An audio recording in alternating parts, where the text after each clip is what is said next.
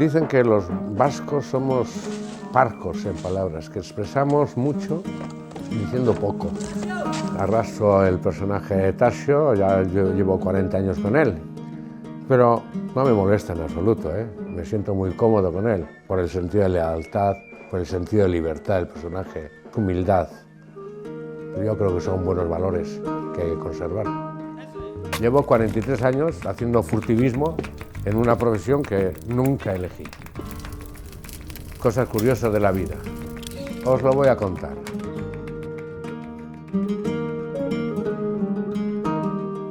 Tuve una infancia que yo recuerdo muy feliz. A pesar de haber convivido en una institución, en una casa cuna, un hospicio, puesto que mi madre era soltera, soy hijo de madre soltera, entonces no viví en los primeros años de mi vida en una casa con familia y ese tipo de cosas, sino que viví dependiendo de una institución, que era la casa cuna, que está precisamente en Fraisoro, en Cizurkil. Y ahí recuerdo los 5 primeros años de mi vida. A los 5 años mi madre vino a buscarme y me llevó con su madre, a mi abuela, a vivir. Transcurrí ahí en el barrio de Geizubia, de Fuenterrabía. La escuela la tenía al ladito de casa, o sea que viví una infancia rodeado de niños. Sin padre, pero con muchos niños. Y entonces, bueno, recuerdo que años como muy bonitos, muy lindos para mí, ¿no? Y a los 12 años ya empezaron a torcerse un poco las cosas, porque de repente me sacaron de allí, yo era muy feliz allí, era un niño feliz, y me llevaron a Eibar, y claro, el choque es bestial, porque Eibar es un sitio, hombre, muy fabril, muy industrial, muy lleno de mucho ruido, nada bucólico, está en un agujero, está rodeado de montañas, pero está en un agujero, ¿no?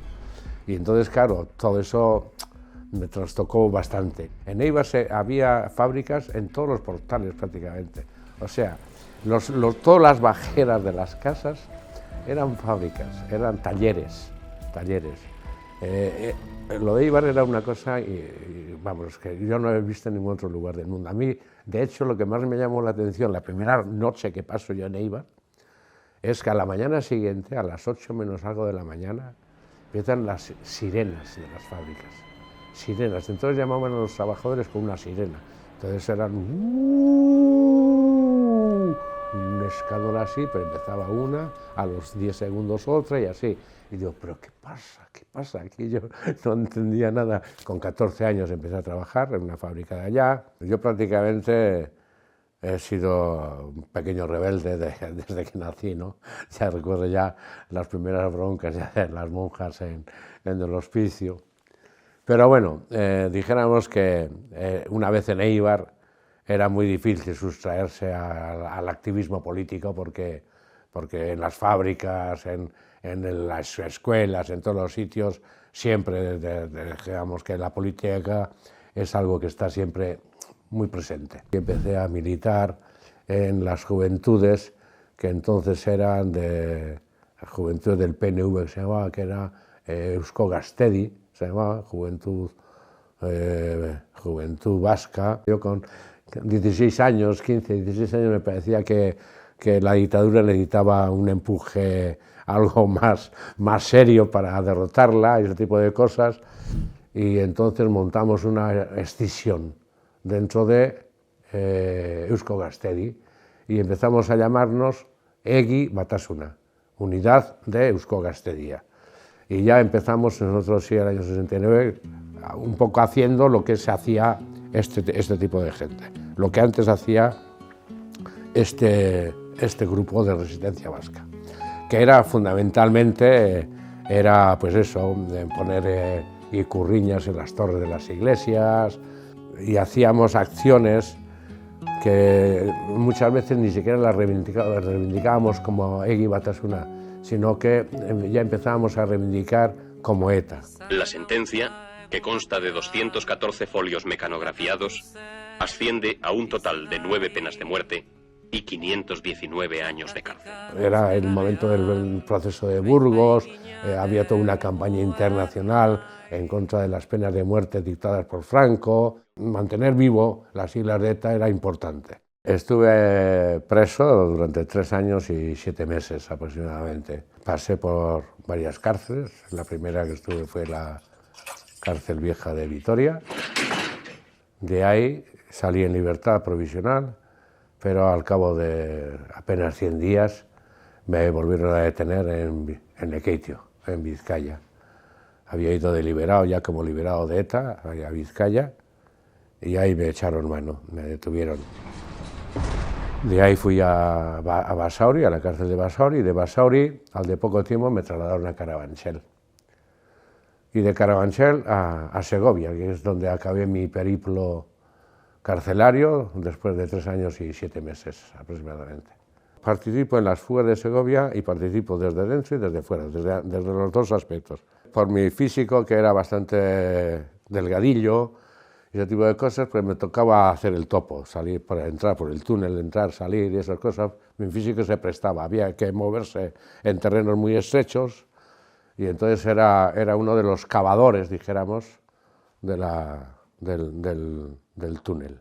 Cavamos octubre, cavamos noviembre, yo salgo el 5 de diciembre de la cárcel de Segovia, en libertad, con el indulto que el rey nos concede, da un indulto. Yo tenía causas pequeñas, eran causas de propaganda ilegal, asociación ilícita, y todas eran causas de menores de 3 años.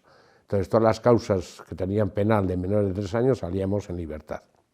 Entonces yo salí en libertad el 5 de diciembre y aproveché para sacar los planos y todo eso, salieron en mis botas, bajo mis botas, ahí sacamos los planos y todo eso de la fuga. Toda esa información después yo lo pasé a los responsables de ETA del exterior, en Iparralde, y a partir de ahí se organiza la segunda fuga de Segovia, que es la que teóricamente sale bien de inicio, pero luego se produce la gran cagada después y van poco a poco prácticamente acogiendo a todos, excepto a 4 que lograron pasar definitivamente al otro lado, que es lo que se cuenta en la película. El hecho de haber estado preso es lo que a un loco que se llama Imanol Uribe, pues se le ocurre pues que va a hacer una película, y entre esas locuras del Imanol Uribe pues se le ocurrió ofrecerme a mí un pequeño papelito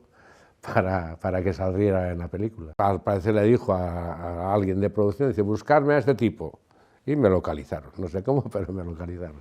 Entonces me llamaron para que fuera al Hotel María Cristina en San Sebastián, que es donde tenían montado la oficina de producción y tal, y me aparezco allá y bueno, me hacen unas pruebas de cámara, unas cosas así, y me dicen, ¿quieres ser este personaje? Y le digo, bueno, ¿y este quién es? Pues bueno, este es una mezcla entre tú y este otro personaje. Tú vas a formar parte de ti mismo y de otro, una mezcla de 2 personajes. Y digo, bueno, vale, pues bien, si hay que hacer, se hará, así, con esa naturalidad. Si hay que hacer, se hará.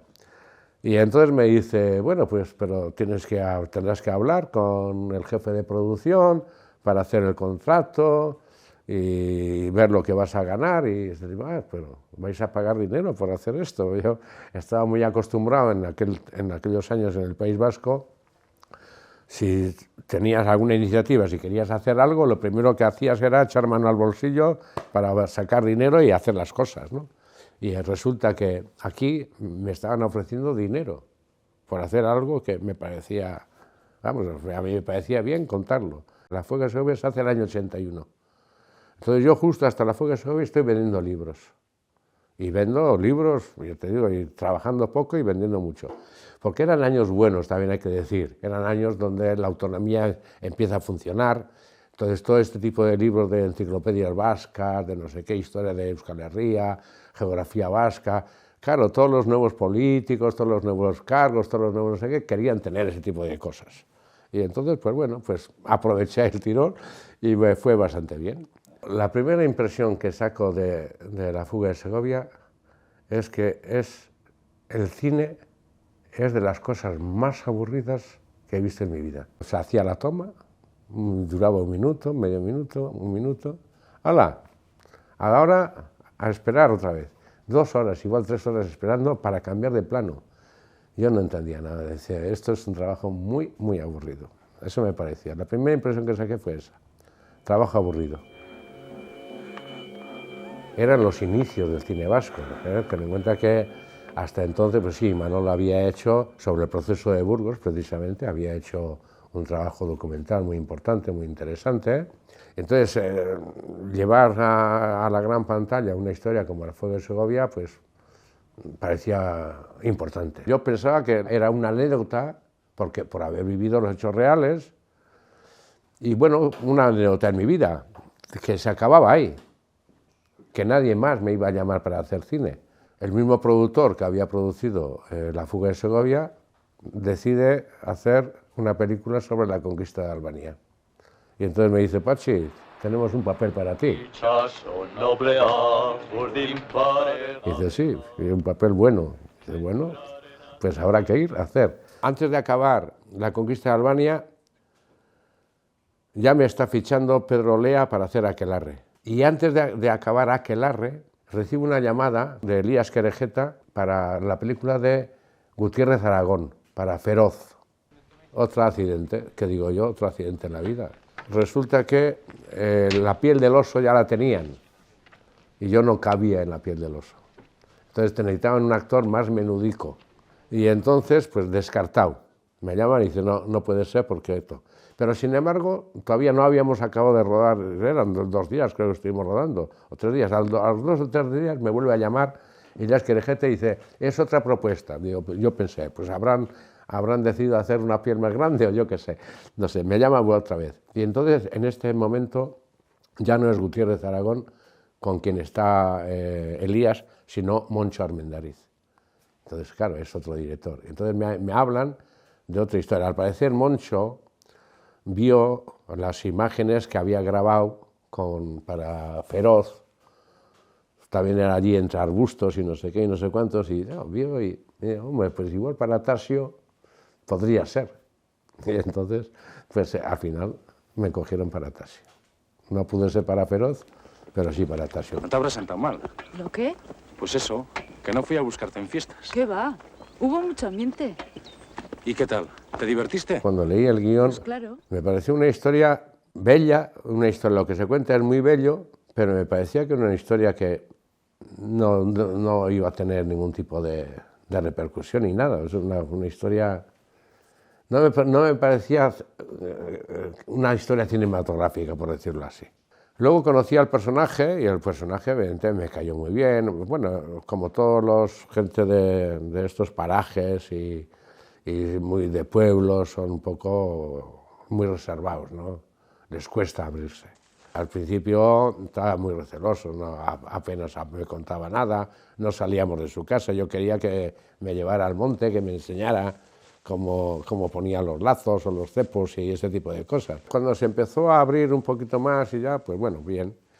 Y a mí sobre todo me interesaba por eso, por el lenguaje, para coger un poco ese romance navarro, ese acento especial que usan, la manera de decir y la manera de moverse un poco y eso. Y la verdad es que me fue muy de gran ayuda en ese sentido.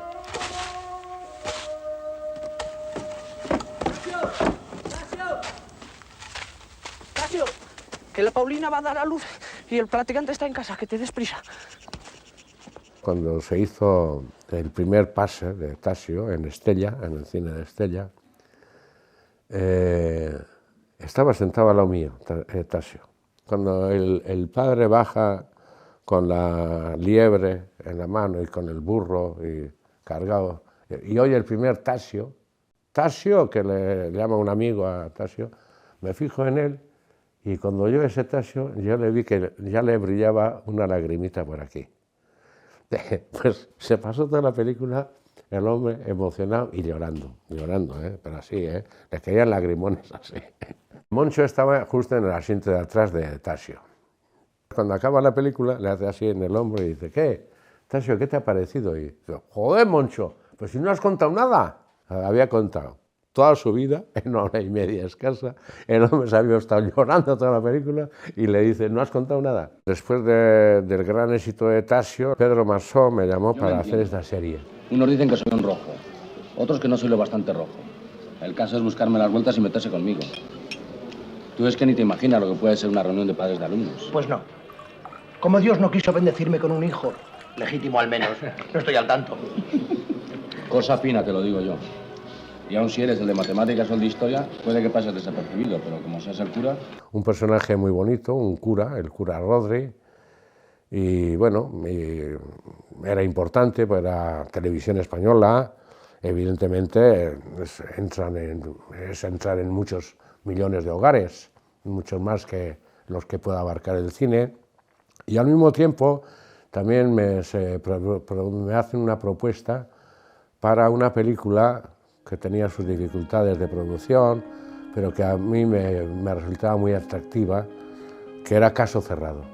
Como compañera, tenía como pareja estelar, tenía a Pepa Flores, que es una mujer a la que he admirado toda mi vida y admiro mucho.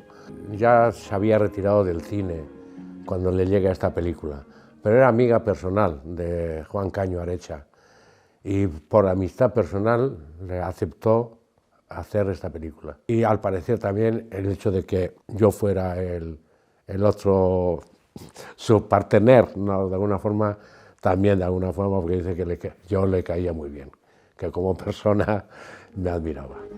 Os deseo mucha felicidad. Que Dios os bendiga, hijos míos. Es un verso especial, todos los versos de cine son especiales, todas las actrices son especiales. 27 de septiembre de 1560. El año 87 me llama Saura para hacer El Dorado, sí. Un personaje precioso, por cierto. Es el cronista, es un personaje cómodo para rodar, porque para rodar en el trópico, en la selva, todos con aquellas mallas, aquellos ropajes, y yo iba con mi camisita, no llevaba pertrechos militares, y estaba siempre sentado, escribiendo, era el cronista. Se dice que has cometido un grave... Para mí fue un rodaje maravilloso. Que ella ha cambiado tu carácter. Gary Oldman me robó un papel.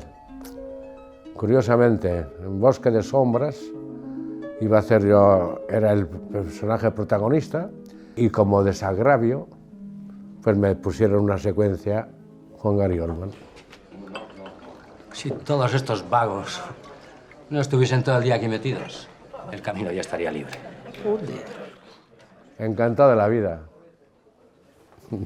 Y yo que pensaba que lo de la gamba se lo iban a tomar a coña. Los actores, yo creo que tenemos más de un registro, ¿no? Si quieres reírte, sales ahí con los chacurras. Pero de mí no se ríe ni su puta madre. Tranquilo, joder, que ya sabemos todos que eres un asesino de la hostia. No se compara contigo, aquí somos todos aficionados. Pero eso sí, siempre de lejos. Un bombazo y se acabó. Tú, en cambio, seguro que eres muy valiente. Me sobran huevos para sacarte las tripas aquí mismo. Si tú o los tuyos nos tocáis un solo pelo, será lo último que hagáis. Pues a lo mejor me hacías un favor, mira tú por dónde, porque solo me queda un primo a La Coruña y es un mierda de cojones. Pero a mí me ha tocado un poco, por lo menos en gran parte de lo que he hecho. Bueno, haya paz. Pues el registro ese de exetarra, ¿no? Algo así. He hecho muchas películas que tienen que ver con ese mundo, ¿no? Sin embargo, yo digo, joder, ¿por qué no verán en mí una vena cómica, no? Porque yo estoy convencido que la tengo. Pero a nadie se le ocurrirá ofrecerle a Pachi Pisquer un papel de ese cariño. Le darán exetarras o tipos duros o no sé qué, o no sé cuántos, pero bueno. Tú siempre sueles andar sola. ¿Qué haces hoy con este? Protocolo manda. Al parecer sois gente peligrosa. Hay una cosa que hice, por cierto, se puede considerar comedia, sí. Es El Anónimo, vaya papelón. Una película que dirigió, creo recordar, Alfonso Arandia, puede ser. Alfonso Arandia. ¿A Tahití? ¿Tahití qué? Que se va a Tahití. Pero bueno, comedia de esas que se hacen en este país, ya te digo, no de José Luis Cuerda. Yo siempre tiendo a hacerle caso al director. Que te quiero. En esto soy bastante disciplinado, aunque a veces me repatea hacerles caso. Lo primero que hago es leo el guión y escribo los textos, los escribo yo. Más o menos lo adapto a mi lenguaje, Luego, si el director es de estos que dice, no, el texto tiene que ir 100%, bueno, pues le haremos caso. Yo abordo los personajes desde la intuición. Yo creo que ese es el camino consistente para mí, por lo menos, para entender un personaje.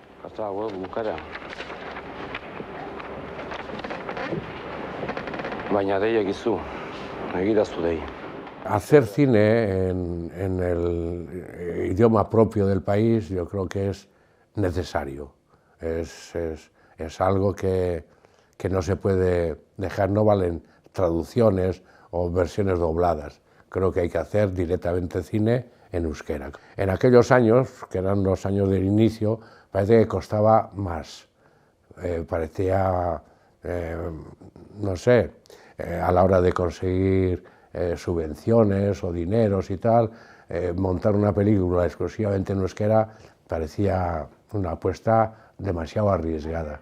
Ignacio Amestoy, por lo que tengo entendido, quería hacer una reflexión general sobre los vascos. ¡Poquito! 2 pitillos para antes de comer y los otros 2 para después. Quería un personaje singular vasco, un vasco tipo. Y un vasco tipo, a él le parecía que ese vasco tipo era Patxi Bizqué, por sus antecedentes, por haber nacido en un orfanato, por ser hijo de madre soltera, por una militancia política que ha llevado determinado, por dedicarse al cine. Me pide que me monte sobre él. ¡No te subas, Paquito, te matará! Yo no había hecho teatro en la vida, el reto me atraía, me gustaba. La reflexión que hacía sobre los vascos, Ignacio Amestoy, me resultaba atrayente. Me tocaba muy de cerca, era entrar en mis carnes y en mis cosas, en mis intimidades, pero bueno, todos tenemos algo de exhibicionistas también, dicen, y bueno, entonces, bueno, pues le dije, pues adelante. Yo estoy relativamente contento, estoy bastante contento del resultado, aunque estaba deseando que no saldrían más bolos y no hacer más funciones, porque era muy agotador para mí. Dejaba 2 kilos en cada sesión en el escenario. 2 kilos de peso real dejaba en el escenario. Era muy duro para mí. El año 2010 se celebra el primer centenario de la muerte de Pello Mari Otaño.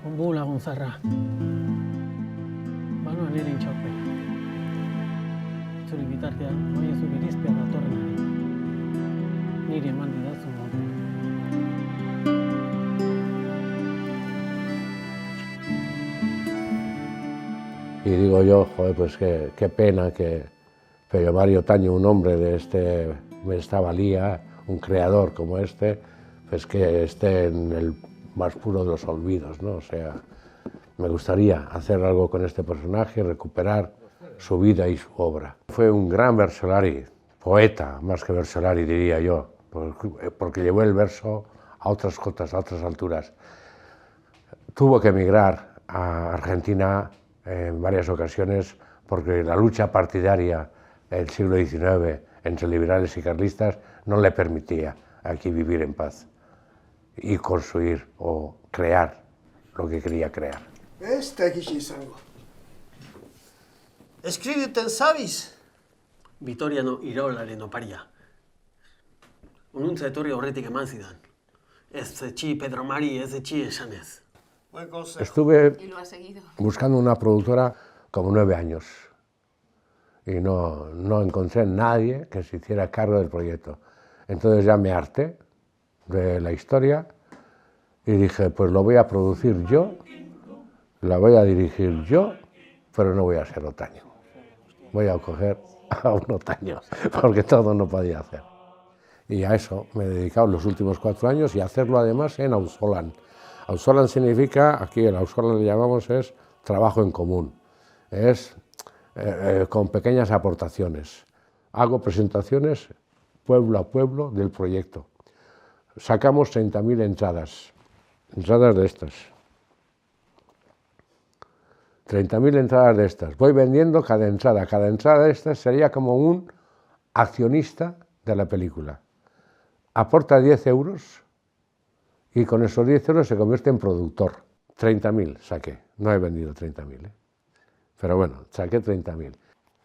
Estoy orgulloso. El Auzolan ha funcionado. He tenido que hacer más de 100 presentaciones públicas en 100 pueblos diferentes, charlas, habré hecho 150 entrevistas, pero al final hoy es una realidad. Y la película Onbuar en Itzala ya se está exhibiendo.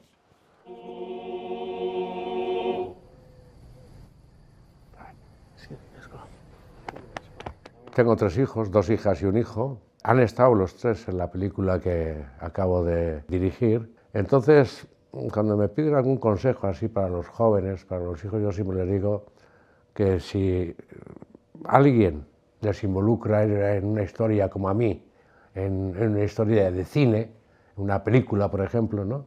Si alguien les involucra, que se lo tomen como un juego, no como una profesión. Que se diviertan en la medida que puedan con ello. Y bueno, y si luego tienen éxitos, pues mejor. Y si no, pues no pasa nada. La vida hay que vivirla. Y se vive de muchas maneras.